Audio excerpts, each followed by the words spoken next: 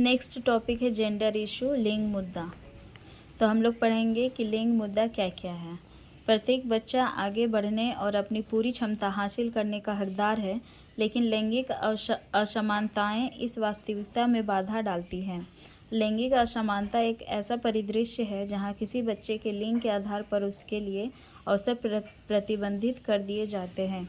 तो ये सच बात है कि लिंग मुद्दा तो भारत में बहुत ही ज़्यादा है और लिंग के कारण ही जो बच्चे के जो अवसर है उस पर प्रतिबंधित उसे कर दिया जाता है, उस पर रोक लगा दिया जाता है।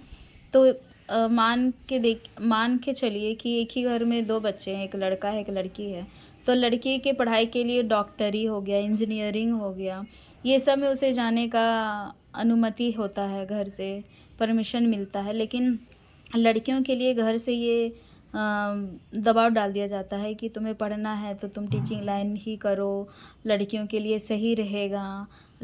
तुम ज़्यादा और अगर लड़के को बाहर भेज दिया जाता है पढ़ने के लिए, लेकिन लड़कियों को नहीं भेजा जाता है कि तुम लोकल एरिया ही चूज़ करो। मान लीजिए कि लड़का को अगर दिल्ली भेज दिया गया तैयारी के लिए, चाहे बाहर भेज दिया गया, लेकिन लड़कियों को बोला जाता है कि तुम लोकल से ही ट्यूशन करो, लोकल में ही पढ़ाई करो, तुम लड़की है। तो ये सब चीज़ भी देखने को मिल जाता है घर में। भारत में लिंग मुद्दा, तो हम लोग जानेंगे कि भारत में जो लिंग मुद्दा है वो क्या क्या है। भारत में देखा गया है कि लड़कियां इस समस्या में सबसे ज़्यादा प्रभावित होती हैं। तो भारत में सच में ये देखा गया है, आप लोग भी अगर आपके घर में नहीं है तो आपके अगल बगल में भी आप देखे ही होंगे कि लड़की जो है वो बहुत ही प्रतिभाशाली गर्ल है, लेकिन उसे उतना ज़्यादा नहीं मिल पा रहा है जितना ज़्यादा उन्हें उसको मिलना चाहिए। जिस स्तर की सुविधाएं लड़के को दी जाती है वो लड़की को नहीं दी जाती है। तो जितना भी सुविधा है वो लड़के को दिया जाता है, उस पर पैसे खर्च किए जाते हैं लड़कों पे, उसके पढ़ाई के लिए, उसके रहने के लिए, उसके खाने पीने के लिए, उसके घूमने के लिए। लेकिन लड़कियों पे उतना पैसे खर्च नहीं किए जाते हैं, उतना सुविधाएं उसको नहीं दी जाती है। उन्हें स्कूल या कॉलेज जाने की अनुमति नहीं है और यदि वे अपनी पढ़ाई पूरी करने में सफल हो जाते हैं तो उन्हें काम करने की अनुमति नहीं है। तो आजकल तो वैसा कुछ प्रॉब्लम नहीं आ रहा है कि स्कूल नहीं जा रही हैं, आजकल स्कूल जा रहे हैं। लेकिन जब काम का बात आता है, जब उनकी जॉब के बारे में बात आता है, तो उन्हें बहुत सारे घरों में अनुमति नहीं मिलती है जॉब के लिए, और बहुत सारे घरों में अगर अनुमति मिलती भी हैं तो वो लोकल एरिया के लिए ही मिलती हैं। बाहर जाने की अनुमति लड़कियों को अभी भी नहीं मिलता है। उन्हें लड़कों के समान अवसर उपलब्ध नहीं कराए जाते हैं। सिर्फ शिक्षा के क्षेत्र में ही नहीं, खान पान के मामले में भी लड़कियों को लैंगिक मुद्दों का सामना करना पड़ता है। तो खान पान में जैसे कि घर में ही कभी भी लड़को जो बच्चा, दो बच्चे हैं, एक लड़का एक लड़की है, तो कभी भी लड़कों को ये नहीं सिखाया जाता कि तुम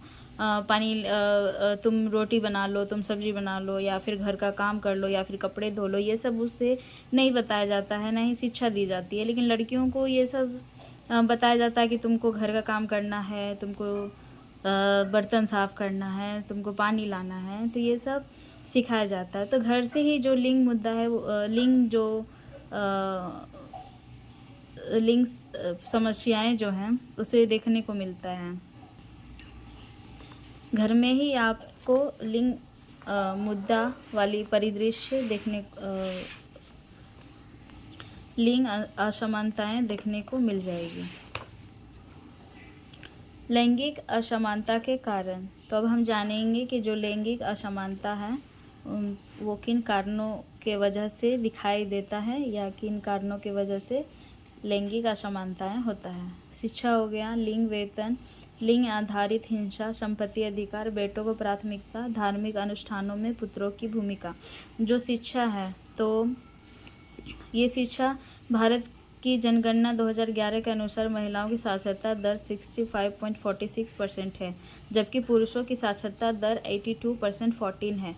तो ये जो डाटा निकाला गया है जनगणना 2011 के हिसाब से, उसमें भी ये पता चला है कि जो महिलाओं का जो साक्षरता दर है वो बहुत ही कम है और पुरुषों का जो साक्षरता दर है वो बहुत ही ज़्यादा है। भारत में शिक्षा में लैंगिक मुद्दा गरीबी और शिक्षा की कमी के कारण अनगिनत महिलाएं निम्न स्तर पर काम करने के लिए मजबूर हैं, जैसे मजदूरी, घरेलू सेवा, संगठित वेश्यावृत्ति या प्रवासी मजदूरों के रूप में।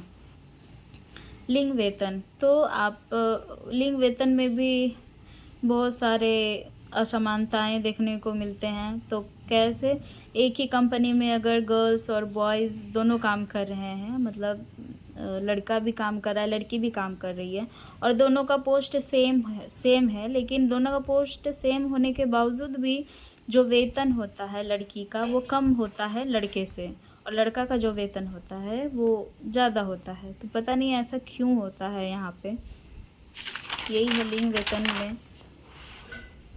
डिफरेंसेस लड़की और लड़के में।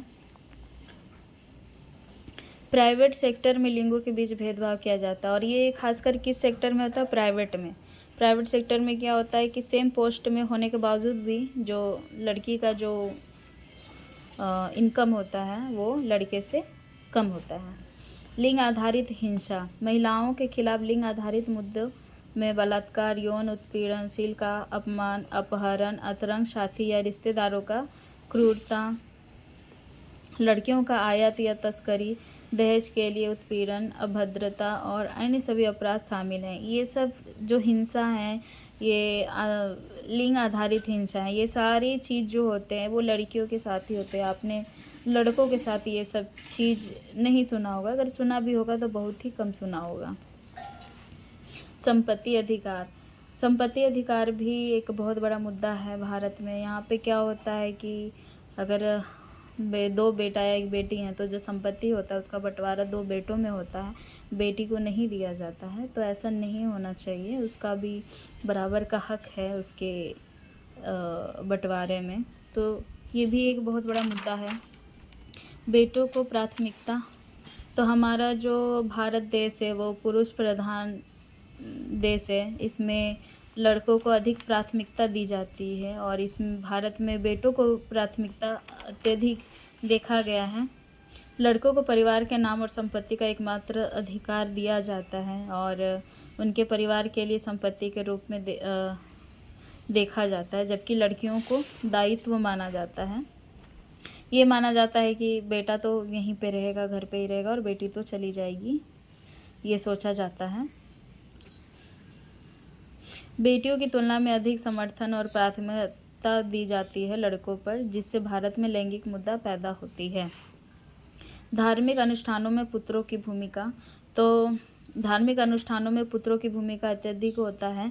तो मैंने सुना है कि जब बेटी होती है तो उतना ये नहीं होता है, मतलब बेटा होने पे पार्टी दिया जाता है और गंगा नहाया जाता है। मतलब आदमी, पहले के ज़माने के जो बुज़ुर्ग व्यक्ति हैं वो कहते हैं कि अगर बेटा हुआ है तो गंगा नहा लिया वो इंसान, अगर उसका बेटा हुआ। क्यों? क्योंकि कुछ भी धार्मिक अनुष्ठान जो होता है वो उसे करने लायक हो जाता है।